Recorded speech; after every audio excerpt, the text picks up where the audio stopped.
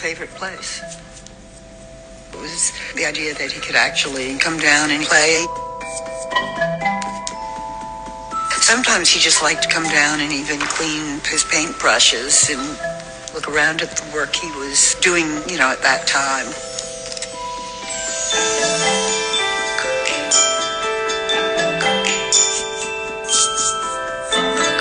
Roy kept a pretty regular schedule. I mean, he was usually in the studio by 10, had the same thing for breakfast every single morning, broke for lunch, came back and worked.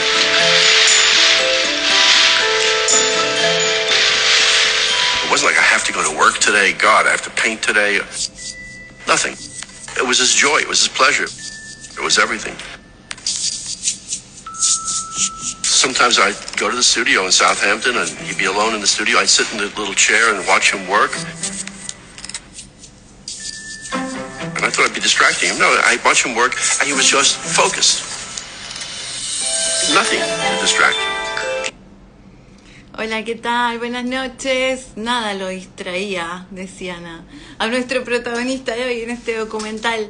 Bueno, ¿qué tal? Buenas noches a todos y todas. Bienvenidos. Javier, Paco, Ramón, Romina, Ana María, Adri, Alberto, Acuarela.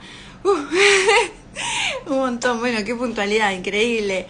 ¿Qué tal? Buenas noches. Mi nombre es Evelyn Márquez, para empezar, ya soy curadora, gestora cultural, y bueno, hoy vamos a hablar en estas clases gratuitas semanales sobre arte contemporáneo de un artista extraordinario, ¿no? Esta explosión, este wham, Roy Lichtenstein, uno de los artistas fundamentales del arte del siglo XX. Probablemente lo conozcan o tengan alguna imagen de él. Bueno, de paso les comento que acá, si quieren buscar obras de Lichtenstein en Argentina, es muy difícil, pero hay un lugar que las tiene, que es la Fundación Federico Clem, donde vamos a hacer una visita el jueves 20 de este mes, jueves 20 de febrero a las 5 de la tarde. Clem tuvo un ojo realmente tan increíble para la compra de las obras para su colección. Fue una persona absolutamente visionaria y tiene obras de artistas que no se pueden ver en ningún otro lado de la Argentina, solo en este subsuelo secreto increíble donde está la colección de Clem. Así que vamos a ver alguna obrita en vivo de Lichtenstein a fin de mes.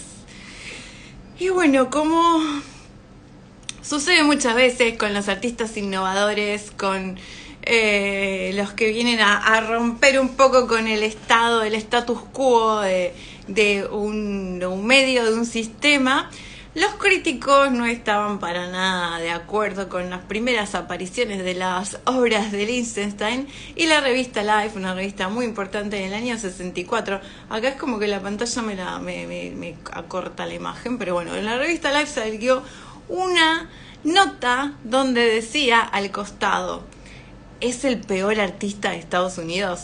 He dice, the worst artist in the USA. Esto era como un chiste a una nota que habían hecho muchos años antes, en la década del 50, en relación a Pollock, ¿no? El gran artista del expresionismo abstracto, donde habían titulado la portada de la revista con la frase: ¿es el mejor artista de Estados Unidos? Bueno, en este caso las cosas se dieron un poco vuelta. Si bien el contenido de la nota no es tan negativo como hace suponer esa revista. Pero bueno, al eliminar la brecha que hubo entre los cómics, que para los críticos de arte contemporáneo era visto como un arte menor, y así fue hasta hace muy poco tiempo, y las bellas artes, Lichtenstein rompió paradigmas y desafió totalmente las percepciones del mundo del arte. Dice acá Javier, qué corta visión. Sí, la verdad que sí. La verdad que sí. Pero bueno, fue un género muy, muy discutido.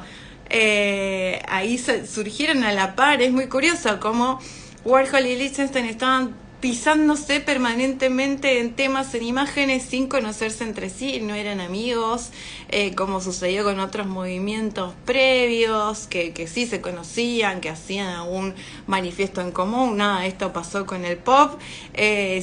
era algo que estaba en el aire, ¿no? Y imagino que era algo que estaba ahí en el aire, que se veía venir y estaban ahí y pisándose en los mismos elementos.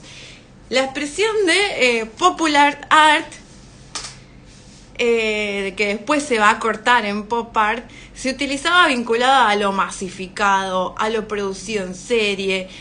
No hace relación a lo popular como formas de cultura vinculadas necesariamente con los sectores populares, ¿no? Pero sí la acepción industrial de objetos populares en general se asocia con objetos de mal gusto, de gusto medio, que entran ahí en lo kitsch, ¿no? Objeto de mal gusto generado por medios industriales, como un souvenir, ¿no? Los souvenirs son como el ejemplo típico de lo kitsch.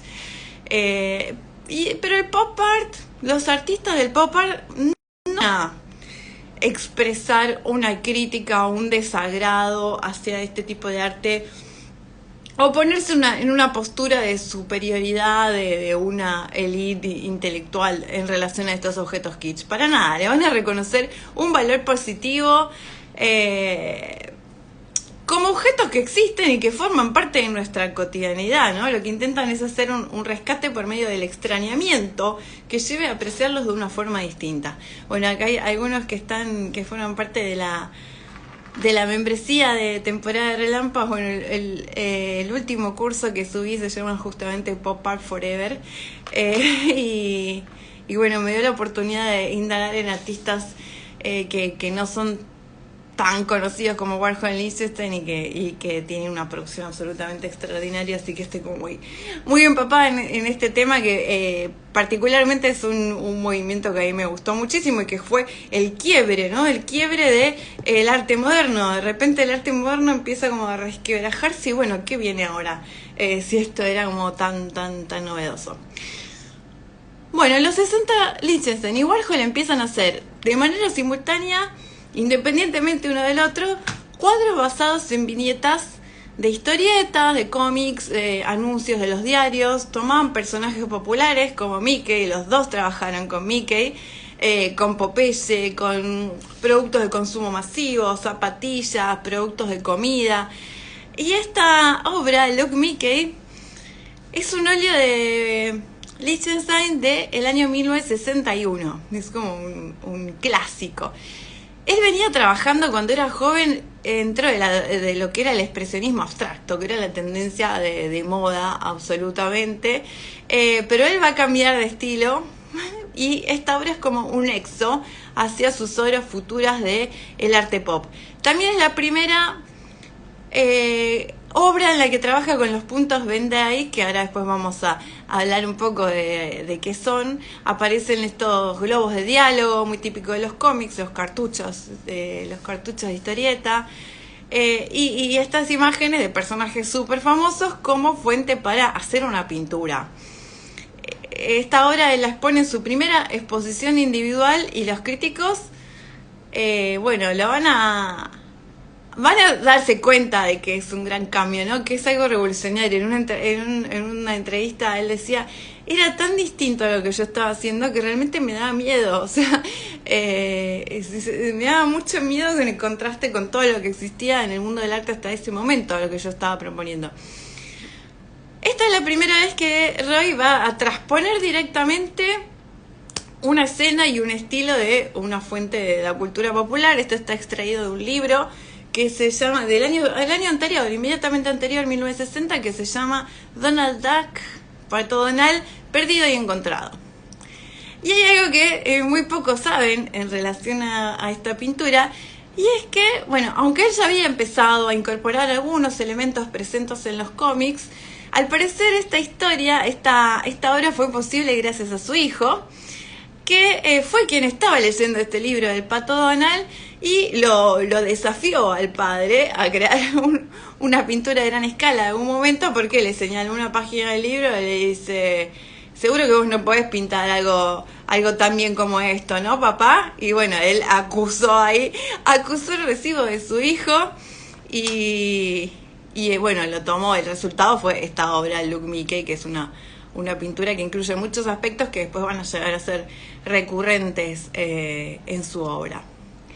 Y después, ya al poquito tiempo, va a empezar con sus obras más famosas, que son las que tienen que ser extraídas de cómics románticos, estas como historias románticas y de guerras bélicas.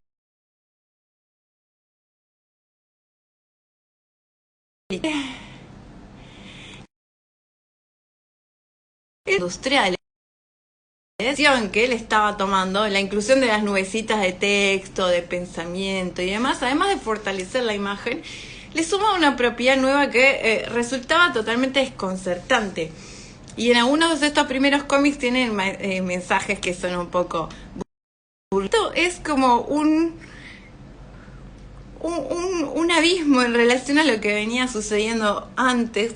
Tanto Warhol como Lichtenstein van a buscar formas de diferenciarse radicalmente con lo que era el movimiento previo, que fue el expresionismo abstracto. El expresionismo abstracto estaba la pincelada muy evidente, estaba toda la vista, toda la emoción, el sentimiento del artista torturado. Y acá lo que este artista va a buscar es que se vea como una obra absolutamente mecánica, que se hizo que en una imprenta, que no parezca, que no se vea la pincelada, que no se vea ninguna huella del artista, ¿no? También usar materiales que no dejen volumen dentro, que no tengan una textura, ¿no? Tratar todo el tiempo de anular también ese sentimiento. Son obras muy frías en relación a los otros artistas de Kooning, Rothko, Polo, que ponían ahí toda la emoción. Acá buscaban exactamente lo contrario. Y bueno, después él va a dejar los personajes de Disney, le va a tomar muy poco tiempo porque eran demasiado conocidos. Empezó a buscar personajes más, imágenes de las páginas, eran fuentes en esos primeros años, de los anuncios de las páginas amarillas, tomar algunos elementos de los cargos de compras y bueno, las historietas por adultos, ¿no? De romances y de guerra. Que ninguno de estos elementos tenía absolutamente ningún interés ni ningún valor para el público del arte. A nadie se le hubiera ocurrido. Bueno, enseguida no van a ser los artistas, en general eso no sucede. Desde afuera se le va a empezar a denominar este tipo de obras como pop art. Obviamente fue muy criticado, los críticos destruían las obras con muy poca visión, como decían recién, por considerarlas banales, por su contenido, porque también era polémica en el sentido de que diluía, ¿no? Tanto tiempo buscando cuál era la especificidad del arte y centrarse en los materiales propios del arte, y de repente acá todo se diluía y el arte se acercaba mucho al diseño industrial, al diseño gráfico, sobre todo. Muchos de estos artistas pop trabajaron como artistas publicitarios o diseñadores gráficos. Así que ahí como todo se empieza a cruzar de maneras en las que no era común que sucediera. Ya hacía mucho tiempo, ¿no? Desde el cubismo, que los artistas incluían en sus obras elementos de la cultura de masas, un diario, un póster, pero lo hacían como una forma de agregar elementos de la cultura popular a un tipo de obras que todavía pertenecían al arte elevado.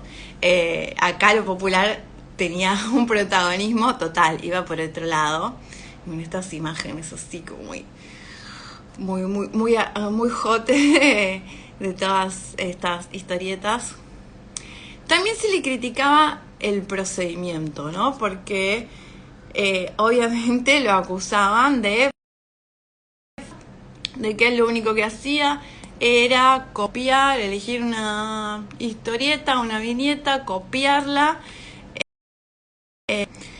Pero el proceso de Lichtenstein es más que eso. De hecho, es un proceso, hay pocos artistas que tengan tan documentado su proceso de trabajo, de creatividad, porque hay mucho registro fotográfico, algunos documentales que se hicieron con él en vida. Él no hace mucho que murió en el año 97, entonces lo han filmado en varias oportunidades, estaba muy registrado su proceso de trabajo. Él en general lo que hacía era, elegir una viñeta que le parecía interesante. Hacía un dibujo, no es que la calcaba, hacía un dibujo de ese cómic, después lo proyectaba y ahí, bueno, le medía las dimensiones que él quería que tuviera su lienzo, y lo pintaba con esta técnica tan propia. Ahí está su mano ahí trabajando en una proyección. Proyectaba el dibujo que había hecho previamente y ahí iba calibrando en qué tamaño quería llevarlo a la pintura. Una vez que lo pintaba tenía su técnica tan particular que la mantuvo hasta los últimos días, que eran los puntos estarcidos, usar colores primarios y los contornos gruesos muy típicos del mundo de la historieta, que es lo que principalmente caracteriza sus pinturas. Estos puntos que él usa vienen de un código de impresión que se llama puntos Ben-Day, porque el que los inventó se llamaba así, se llama Benjamin Day, que viene ya de fines del 1800. Y era una técnica que se usa para imprimir imágenes, ¿no? Esta obra suya es espectacular porque lo muestra ahí, se llama como lupa. Esta pintura se llama lupa y justamente está haciendo foco en su procedimiento para llevar a cabo sus pinturas, ¿no? Como si fueran los píxeles para generar sombras o luces, como cuando se nos cae una gota de agua sobre el teléfono o sobre alguna pantalla y de repente vemos como la infinidad de píxeles que así a simple vista no vemos. Bueno, en los diarios, en las técnicas de impresión es algo muy parecido, son infinidad de puntos que nosotros no captamos la distancia entre uno y otro, simplemente vemos como una superficie sombreada y ya, en los diarios principalmente. Y bueno, él hacía esto, copiar imágenes impresas, pero adaptándolos a los parámetros de la pintura. Convertía en pinturas estas obras que son probablemente las más conocidas. No fue un periodo muy largo de su carrera, ¿no? Y son las que más se difundieron y demás, pero principalmente trabajó en estas obras extraídas de el año 62 y el 66. Nunca abandonó, pero principalmente en esos pocos años él hizo la gran cantidad de obras que conocemos extraídas de las historietas, que ahora después vamos a charlar de todas las polémicas en relación a este tema, porque un poco esta clase es para hablar de eso, ¿no? De la apropiación que empiezan a hacer estos artistas. Bueno, son chicas como muy diosas siempre, pero lamentablemente están siempre llorando por hombres abandónicos que desaparecen y que las ghostean, diríamos hoy, que no se sabe muy bien qué pasó, que de repente es como, bueno, iban al estudio y no aparecieron más. Y esta obra, no sé si llegan a ver el texto porque está como mi imagen arriba. ¿Llegan a leer algo? No sé si yo me muevo, ustedes pueden ver que también me muevo. Esta fue una de las obras, aparece ya desde hace muchos años, está entre las obras más caras. Volviendo a conectar, bueno, ahí espero que se escuche mejor. Esta obra es de 1962, se llama Masterpiece o obra maestra. Y bueno, tiene una frase un poco premonitoria con esta pareja que están viendo una pintura que nosotros no la vemos, pues solamente vemos la parte de atrás del bastidor y como que le dice, ay Brad, esta pintura es una obra maestra, pronto tendrás a todo Nueva York clamando por tu trabajo. Bueno, esta obra se expuso, fue muy oportuna y muy premonitoria, o quizás él ya fue como un chiste sobre sí mismo, sobre su carrera, porque se expuso y se exhibió por primera vez en 1962, en su primera gran muestra en la Galería Leo Castelli, de las más importantes de la época, en Nueva York, en la ciudad de Nueva York. Así que, bueno, él ya tenía unos cuantos años. Recién después de los 40 va a ser un artista así conocido públicamente. No era tan joven. Pero bueno, es como una ironía esta obra que se volvió realidad. que, que realmente su obra hizo que la gente de Nueva York clamara y gritara y se enojara y lo amaran y todo a la vez. En general, bueno, este tipo de temas que ellos tomaban de la cultura popular, tanto Lichtenstein como Rosenkis, eran bastante ofensivos para el gusto estético de la época, que no estaba acostumbrado a ver este tipo de obras. La verdad es que a él no le importaba nada. Demostró que las publicidades y los cómics más vulgares podían formar parte del mundo del arte moderno. La de Masterpiece, no les terminé de contar. La obra de Masterpiece fue vendida en el 2017 por $165 millones. Una cifra bastante impresionante. De toda la cantidad de la producción de Lichtenstein es inmensa, pero siempre las obras más requeridas son estas que tienen que ver con viñetas de cómics. Así que esa está, desde ese momento está en el top 10 de las obras más caras vendidas en el siglo XX. Bueno, él va a ser muy impersonal en relación a lo que era Warhol, que exhibía todo el tiempo las marcas, ¿no? Coca-Cola, la sopa Campbell. Él cuando ponía algún producto hacía todo lo contrario, le borraba los nombres a las marcas. Otros artistas también, Wesselman, muchos de ellos. Esto es como muy 14 de febrero. Una profecía autocumplida. Tiene muchas obras muy de 14 de febrero, Lichtenstein. Ahora que se acerca el día. Bueno, él, como decía, hasta los 40 años trabajaba, vivía de otras cosas. En general dio clases en muchos lugares, dio como lo que hoy en día llamaríamos clínicas. Y recién cuando estuvo muy seguro de que iba a poder vivir de eso, ahí dejó su carrera como profesor, como docente. Bueno, de sus tiras bélicas, de sus explosiones. Saben que en general lo más conocido del trabajo de Lichtenstein son sus pinturas, pero él hizo muchas esculturas también, en general con base de aluminio.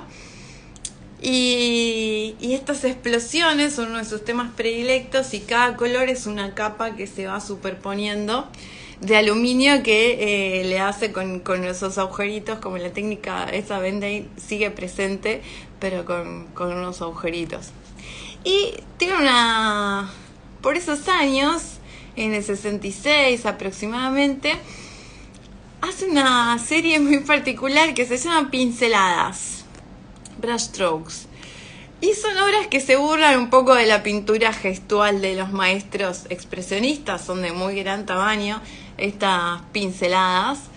Y también, bueno, usa sus característicos contornos gruesos, los puntos Band-Aid para el fondo y colores atrevidos, así muy fuertes para retratar los detalles de una pincelada. La pincelada que su propia pintura no tiene, ¿no? Que está totalmente oculta.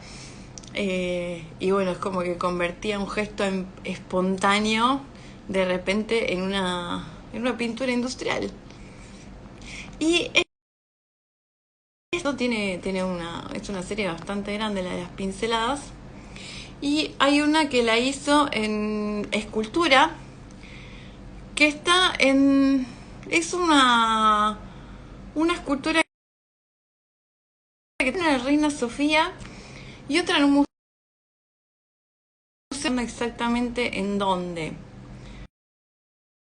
Una pincelada gigante, creo que tiene unos 10 metros de altura, 9-10 metros de altura, hecha en aluminio. Así que también se expandió hacia ese mundo. Bueno, después de salir de este mundo de los cómics, si bien siempre mantuvo su estilo pictórico, ¿no? Tiene una serie muy particular que se llama Interiores. Y él empieza a pintar interiores de casa, interiores de estudio, así como muy modernos, revistas de decoración, pero donde él empieza autocitarse también y a citar a otros artistas. Porque todas estas habitaciones, estos livings que él va a retratar, están decorados con pinturas alrededor. Hay esculturas que están tomadas de Brancusi, hay pinturas y hay muchos que recrean sus propias pinturas con muchísimo detalle. En este caso aparece uno de sus desnudos.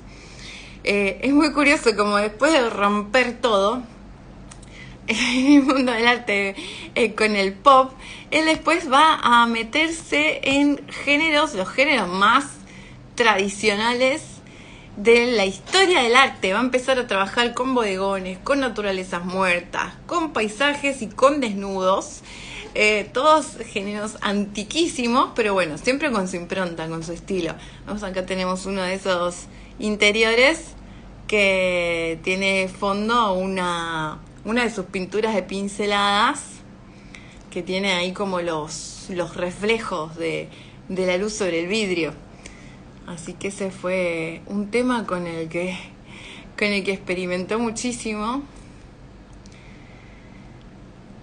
Y así como él utilizaba elementos del mundo del cómic, que eso también es una charla que tengo pendiente, que me encantaría que si a ustedes les interesa que profundicemos en eso, en el cómic como el noveno arte, que muy recientemente fue como realmente entró como dentro del mundo de las artes legítimas, ¿no? Después de estar tantos años considerado como un arte menor. Bueno, a partir de ese momento él va a empezar a apropiarse también de obras de otros artistas de la historia del arte, artistas súper famosos, que los va a hacer con su propio estilo, ¿no? Estos pececitos son de una obra muy clásica de Cézanne, por ejemplo, y lo que se ve de fondo es un Mondrian. Este Mondrian lo reversiona también en solo, como una pintura sola, con este círculo que se parece mucho a una pelota de golf, que eso es lo que a Roy le hace ruido. Es como que hacía obras completamente abstractas, de repente está haciendo un dibujo que se parece muchísimo a una pelota de golf. Entonces acá hay algún problema con la abstracción, no está funcionando tan bien como se supone. Y bueno, va a empezar a incorporar obras de muchos otros artistas. Con Picasso va a trabajar muchísimo incorporando obras de Picasso, toros, hay muchos toros. Y en la última década de su vida, 90, ella tenía 70 años y empieza a desarrollar un tema inédito que había aparecido como muy tangencialmente, como es el género de el desnudo femenino, tanto en pinturas como en grabados, ¿no? Sus chicas famosas de los años 60 van a reaparecer, pero esta vez en cuerpo entero, en la mayoría de los casos sí desnudas, que es toda una novedad. Muchas veces están ahí juntas entre amigas o están solas en sus casas leyendo, haciendo algo, o en la playa también, o frente al espejo. Tiene todo en estos, siempre que tiene como fondo estos eventos así muy estandarizados. Hasta la chica del suéter rojo que se está vistiendo. Muchas veces parecen que están solas, pero de repente vemos algún detalle que nos hace dar cuenta de que hay otra chica por ahí, o el pelo, algún detalle que referencia que hay otra mujer presente. Esta que es un desnudo con pirámides, porque también está dentro de un interior y tiene ahí una obra decorativa de una pirámide de fondo. Y en los últimos años de su vida se va a dedicar a los paisajes también, algo que probablemente nadie se veía venir. Había hecho alguna obra como esta, algún atardecer, algún amanecer, pero creo que nadie se veía venir que iba a incorporar el mundo de los paisajes en su obra. Y también, bueno, la necesidad de innovar siempre de los artistas, ¿no? De no repetirse, de seguir haciendo cosas nuevas, no importa la edad que tengas, no importa si tenías 70, 75, vamos a hacer algo algo nuevo, algo novedoso. Y va a aparecer con estos paisajes increíbles. A él siempre le gustó mucho la pintura china. Había estudiado bastante. Se parece a Sol Naciente japonés. Claro, totalmente. Tiene muchísima influencia de la pintura de Oriente. Pero va a mantener siempre, ¿no?, los puntitos, ¿no? Toda su técnica de puntos estarcidos. Que en muchos casos prácticamente parecen obras abstractas. Solo hay un pequeño elemento, acá hay como una casita, en otro por ahí hay un botecito mínimo, que es lo que nos hace como anclar un poco la imagen en un paisaje real. A él le interesaba mucho la dinastía Song, que fue la que estuvo alrededor del año 1000, y se remitía a ese tipo de paisajes para hacer estas obras, en las que hay como un arbolito. Ese sí que me impresionó, la técnica y el dibujo. Sí, son bellísimos. Muy, muy increíbles. Y es, por supuesto, de lo menos conocido, ¿no? Porque siempre nos remitimos al mundo cómic y el resto se ve muy poco.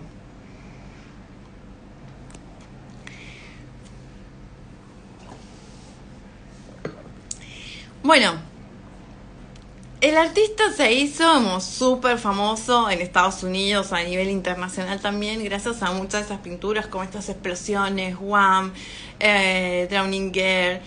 Pero su éxito también tiene su lado un poco controversial, ¿no? Muchas de estas pinturas tan famosas, tan aclamadas por el público y por el mercado del arte también, fueron adaptadas, como veíamos, de viñetas de ñoqui, viñetas de cómics creadas por artistas conocidos, ¿no? Personas con nombre y apellido que habían hecho esas historietas para una publicación que salía, bueno, impresa, en papel barato, todo lo que sabemos del mundo de las historietas a principios del siglo XX. Hoy es más como un artículo de lujo, pero probablemente va por ahí. Y bueno, estos artistas muchas veces no fueron reconocidos en la obra de Lichtenstein. Y eso como que generó cierto malestar a algunos artistas o unos amantes de los cómics. De hecho, bueno, un artista, un dibujante que se llama Russ Head, ya muy mayor, trabajaba para DC, una de las compañías más importantes en Washington, y bueno, los aviones de combate que él dibujaba fueron adaptados por Lichtenstein en varias de sus obras, en Wham, que veíamos antes, en esta también. Y bueno, este dibujante tenía opiniones fuertes al respecto en relación al artista. Incluso él, Head, cuando tenía 80 años, se le ocurrió dibujar un cómic donde contaba cómo se sentía vivir en la pobreza cuando su ilustración se había convertido por otra vía en una obra de arte hiper famosa. Bueno, a medida que el movimiento pop recontextualizaba objetos encontrados como las latas de la sopa Campbell, las Coca-Cola, la Pepsi, también recurría a personajes de cómic como Dick Tracy, ¿no? Warhol muchas veces trabajó con Dick Tracy. Y Roy se sintió muy atraído por estos elementos. Lo que él hacía siempre era simplificarlo mucho más, sacaba elementos, hacía un close-up, un zoom sobre algún detalle que le interesaba, pero bueno, estos artistas no lo tomaron con mucha simpatía, y hace un par de años nada más, en el 2023, se estrenó una película documental, que son dos de sus horas días.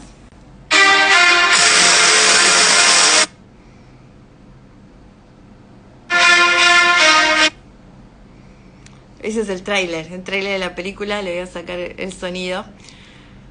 Bueno, está dirigida por un señor que se llama Hussey, James Hussey, y él lo que hace es ir a entrevistar y presentar la vida de los dibujantes en los cuales Lichtenstein se basó para sus obras, ¿no? Y muestra que estos artistas en general habían vivido vidas muy austeras, saben que era un trabajo muy mal pago, aunque hoy en día, bueno, sí, los consideramos, ahora se entrena el Eternauta, qué maravilla, Brecht era un genio, pero a él le pagaban 2 pesos por cada página que hacía, igual que a todos los historietistas famosos de nuestro país, ¿no?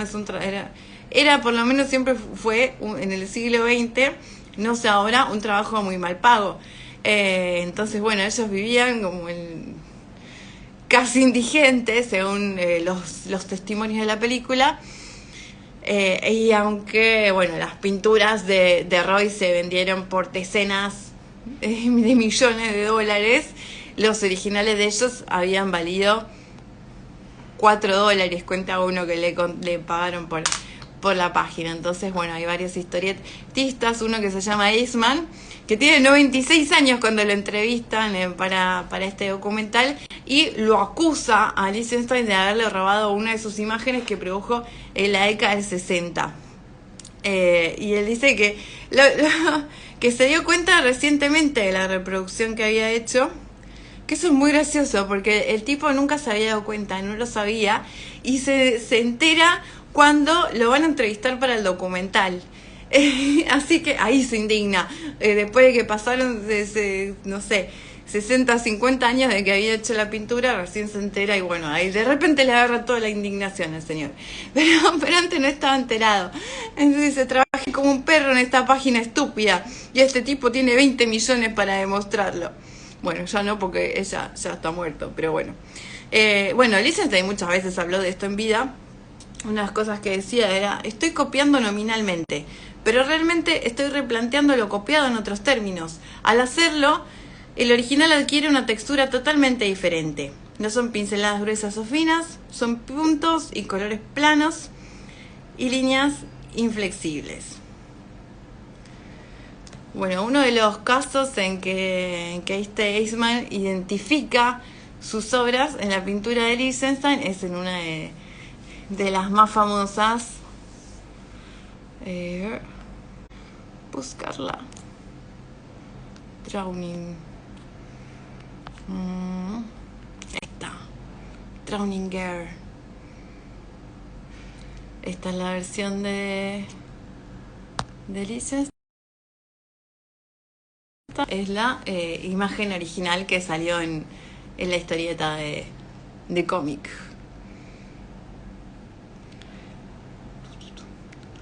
Bueno, el documental también habla a un experto en historietas que se llama David Barsalow, que se dedicó durante muchísimos años a rastrear cuáles eran las imágenes que estaban detrás de las pinturas de Lichtenstein, y localizó alrededor de 300 imágenes en las cuales se había inspirado el artista. Bueno, hay algunas instituciones, algunos museos importantes que le dan crédito cuando ponen la página web, la colección y demás, que le dan crédito al artista original que estuvo detrás de la obra de Roy. Hubo un caso con... ¿Cuál era? En WAM. WAM está en la Tate Modern, y en la página web, es la explosión que les puse antes, ahí la busco. Esa está en la Tate Modern, y la página dice que es un díptico de acrílico y óleo de 1963, y que es una plantilla compositiva tomada de un panel de cómic de DC Comics. Esta es WAM. Que se llamaba All American Men of War 89, febrero de 1962, creado por Russ Head y Eve Novick. Así que esa era toda la información. Después, uno de los productores de esta película, de este documental, criticaron al MoMA por no hacer esto, de no poner ningún tipo de referencia de dónde salían estas imágenes en las cuales se había basado Lichtenstein. Y bueno, acusó recibo el MoMA y empezó a poner que esta Drowning Girl estaba basada en una obra de, ¿cómo se llama? Abruzzo, Tony Abruzzo, el dibujante original de esta obra. Bueno, esta es una discusión que no está, no sé qué piensan ustedes, si quieren ahí dejar algún comentario sobre esta cuestión de las apropiaciones. En teoría del arte se ha escrito infinidad de libros y ensayos sobre la apropiación como una técnica muy difundida en el arte contemporáneo.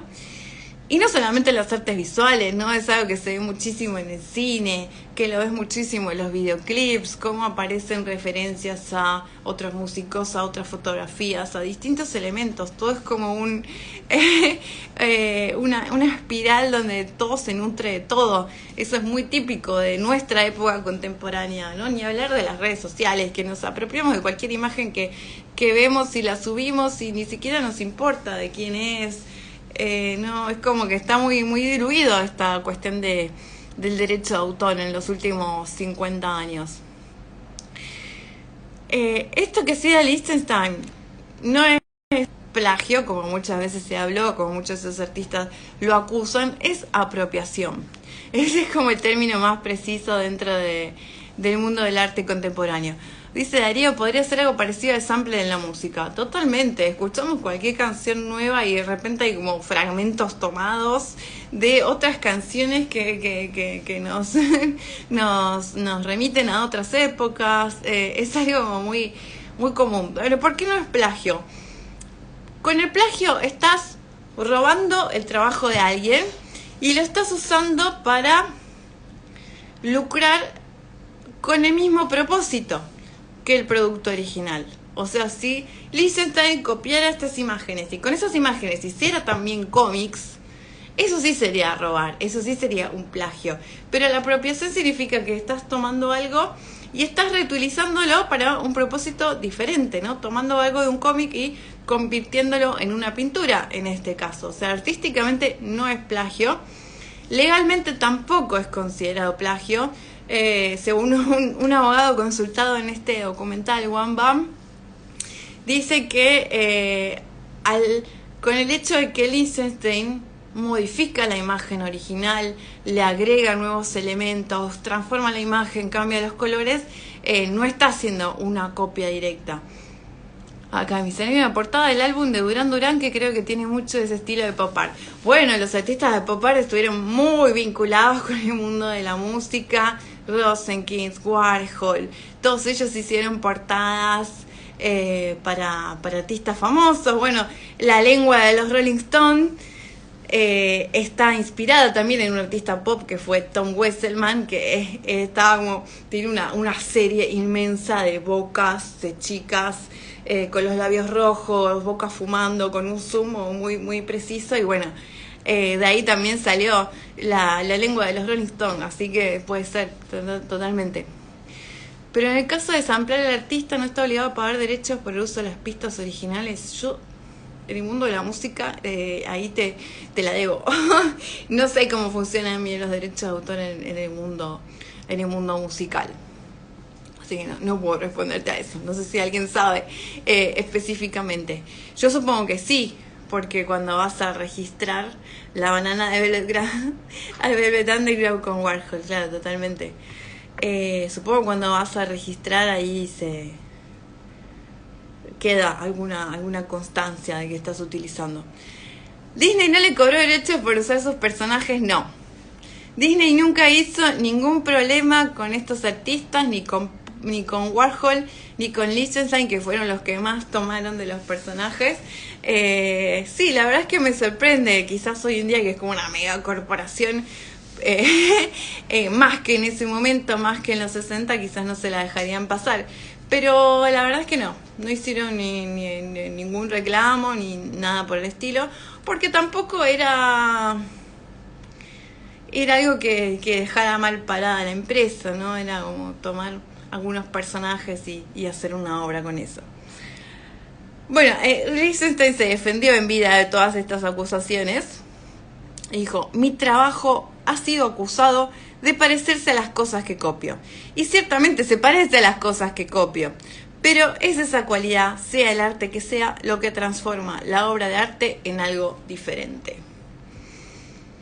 Bueno, hasta acá llegamos con la clase de Roy Lichtenstein. Espero que les haya interesado. es un artista muy rico para analizar desde muchas variables, desde muchos puntos de vista, pero bueno, es interesante cómo tantos años después su muerte incluso sigue generando polémica con este documental que va ahí como generando resentimiento también a todos los historietistas que alguna vez le sirvieron de inspiración. Bueno, como les contaba al principio, él